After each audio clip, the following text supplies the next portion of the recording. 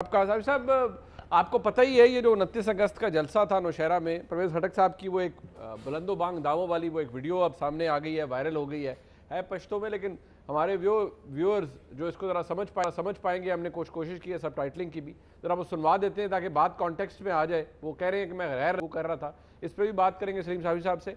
और जो आज शहबाज शरीफ साहब कराची तशरीफ़ ले गए हैं और क्या करने का फैसला हो रहा है उसमें, वो भी साहब से हम पूछेंगे। साहब साहब सर बहुत शुक्रिया वक्त का। अच्छा, पहले तो ये बताइए कि जो तासुर था, आम तासुर, वो ये था कि परवेज़ खटक साहब बिल्कुल खुडे लाइन हो गए हैं वो बड़े बासर सियासतदान रहे हैं और वज़ीर आला भी रहे हैं, पर वो खुडे लाइन हो गए, उनको डिफेंस मिनिस्टर बना दिया और महमूद खान साहब आ गए और परसेप्शन ये है कि जी वो उनकी प्राइम मिनिस्टर के साथ एक्सेस है। लेकिन यहाँ परवेज़ खटक साहब का जो दावा है, क्या ऐसा ही खैबर पख्तूनख्वा चल रहा है कि परवेज़ खटक साहब की मर्जी के बगैर वज़ीर आला महमूद खान साहब हिल भी नहीं सकते, या ये दावा सिर्फ उनका बस इस जलसे की हद तक था परवेज़ खटक साहब का? नहीं, मेरे ख्याल में ये तो एक उनका मकामी अपने हलके में जलसा था। ठीक है। और उनको वो एड्रेस कर रहे थे। ठीक है। और परवेज़ खटक साहब ये दावा नहीं कर सकते। ये दावा एक तो इमरान खान साहब कर सकते हैं कि उनकी मर्जी के बगैर नहीं हिल सकते। ठीक। ये दावा आज़म खान साहब कर सकते हैं। अच्छा। हकीकतन खैबर पख्तूनख्वा को आज़म खान साहब इस्लामाबाद से चला रहे हैं। अच्छा। और इसके अलावा किसी ज़माने में आतिफ़ खान और शहराम भी महमूद खान साहब से ज़्यादा मौसर थे, क्योंकि वो इमरान खान साहब के साथ यहाँ पे बराह रास्त राबते में थे। और ये दावा किसी हद तक मुराद सईद साहब कर सकते हैं, क्योंकि ये महमूद खान साहब इमरान खान साहब के सामने उनकी सिफारिश मुराद सईद साहब ने की थी। और महमूद खान साहब उनके मातहत, यानी वो जहाँ से कौमी असम्बली के मेंबर हैं, तो महमूद खान साहब उनके हलके में सूबाई असम्बली के रुकन हैं। तो इसमें कोई शक नहीं कि परवेज़ खटक साहब की सूबे में हैसियत या पार्टी में हैसियत और महमूद खान की हैसियत का कोई मुआवजा नहीं। पिछली काबीना में जो परवेज़ खटक लीड कर रहे थे, तो महमूद खान उसमें वज़ीर थे। और आपको याद होगा कि एक वज़ीर ने नासमझी की वजह से सरकार के फंड्स को अपने ज़ाती अकाउंट में रखा था, तो वो यही महमूद खान साहब थे। सही।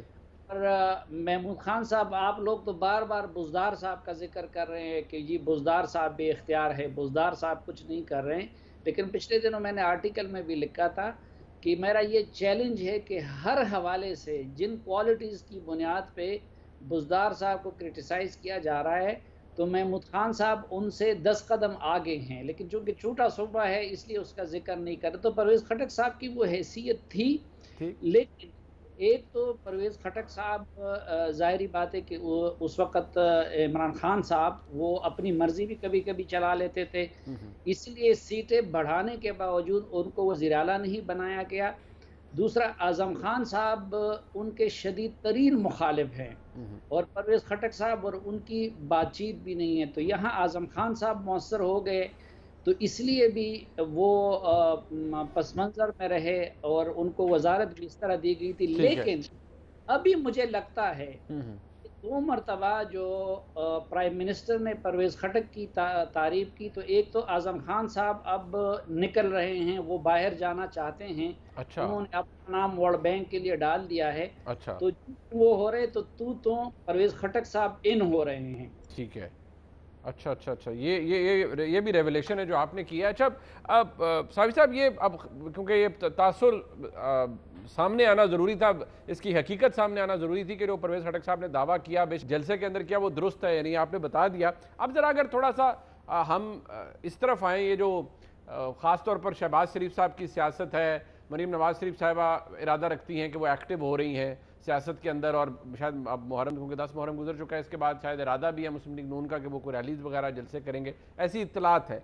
लेकिन आज एक मुलाकात हुई है, शहबाज शरीफ साहब कराची तशरीफ़ ले गए, जरदारी साहब से मिले जाकर।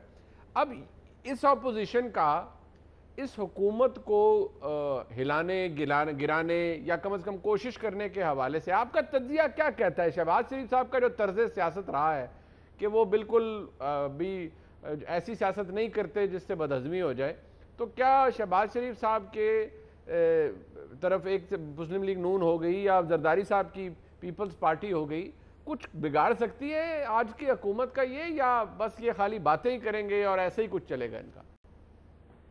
ایک تو آپ نے تجزیہ کرنے کا کہا، تو تجزیہ ان لوگوں کا یا اس سیاست کا یا اس جماعت کا کیا جا سکتا ہے کہ جن کا کوئی پہلے سے اصول، قاعدہ، ضابطہ اور ترجیحات معلوم.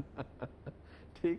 اور قسمت یہ ہے کہ اس وقت جس طرح جعلی حکومت ہے اسی طرح جعلی اپوزیشن ہے، اور جس طرح حکومت کی کوئی سمجھ نہیں آتی کہ وہ کل جو ہے کوئی بنگ سے متعلق فیصلہ کرے گی یا نہر سے متعلق فیصلہ کرے گی، یا یعنی اسی طرح آپ اس اپوزیشن کے بارے میں بھی کل پریڈکٹ کچھ نہیں کر سکتے.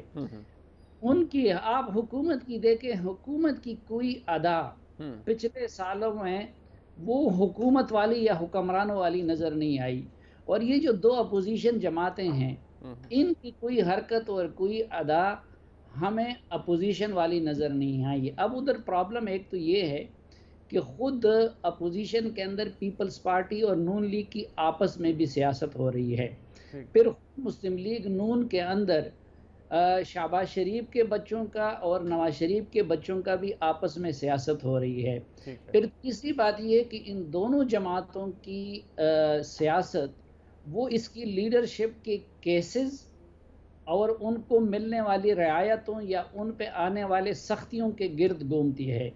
تو اب ظاہری بات ہے کہ وہ اختیار پھر نہ حکومت کے پاس ہے اور نہ اپوزیشن کے پاس ہے.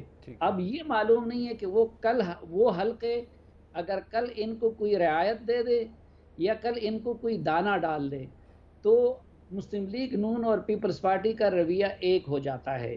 وہ اگر ان کے ساتھ سختی کریں تو ان کا رویہ دوسرا ہو جاتا ہے. تو اب ہم یہ بھی نہیں کہہ سکتے کہ وہ حلقے کل ان کے ساتھ کیا کرنے والے ہیں. مثلا آج سے کچھ عرصہ پہلے جب پارلیمنٹ کے اندر دڑا دڑ پیپلز پارٹی اور مسلم لیگ نون کی قیادت وہ ان حلقوں کی مرضی پہ قانون سازی میں تعاون کر رہی تھی، یا انہوں نے مولانا فضل الرحمان اور دیگر چھوٹی جماعتوں کو تنہا چھوڑ دیا، تو ہمارا یہ خیال تھا کہ شاید بات بن گئی. پھر مریم نواز صاحبہ وہ بھی غائب ہو گئی، وہ بھی خاموش ہو گئی، ان کا ٹویٹر بھی خاموش ہو گیا.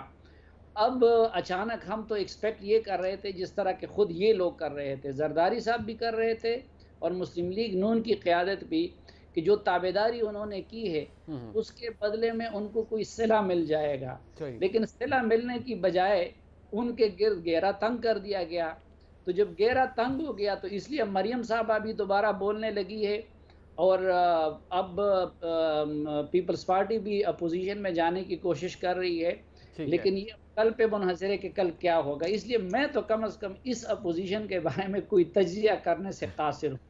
آپ نے تجزیہ کر بھی دیا اور آپ نے کہا میں قاصر بھی ہوں. بہت شکریہ.